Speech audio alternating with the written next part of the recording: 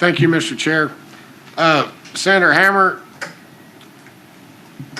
my good friend.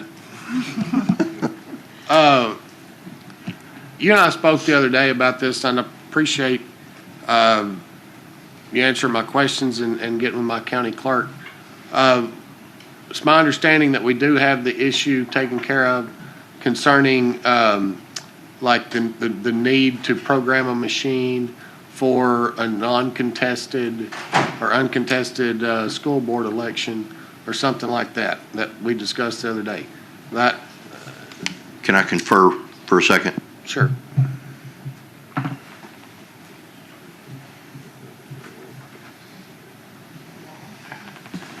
If we could, we'll let the Secretary of State answer that question, but I believe, yes, Representative Miller, you are correct, but let me clarify it for the record, please.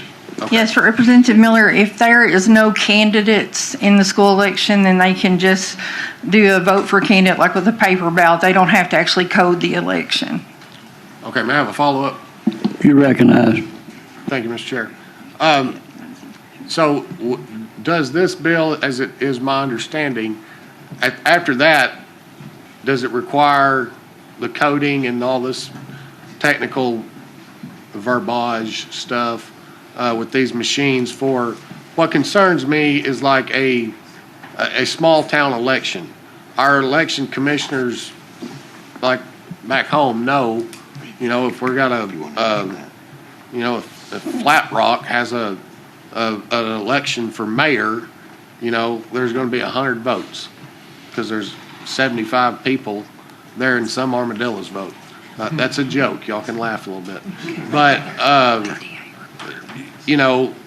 are we taking away that discretion from them and now going to cost them, $1,500, $2,000, whatever it costs to get one of these things programmed over 100 votes?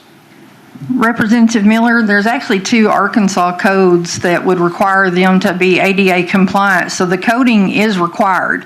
I know in the past there have been counties that have not met those requirements, and mainly we've been okay because the federal government's never caught on that the ADA requirement wasn't met.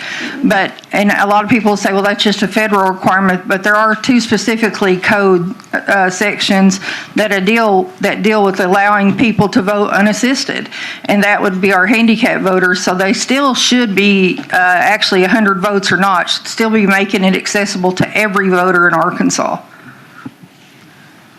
Follow up. Yes, sir. Thank you, Mr. Chair. Well, since you bring that up, I'm proud to represent the fraternity of disabled voters. How does the federal government think that a disabled voter wouldn't need help with a machine? The express votes in Arkansas have a sit puff and they have the audio ballot. So it probably doesn't meet every requirement, but it does meet the ADA requirements for the sit puff and the audio ballot for the visually impaired voters or the paralyzed voters. That's a new one on me. Thank you. Thank you, Mr. Chair. You're welcome. Representative Richmond, you recognize.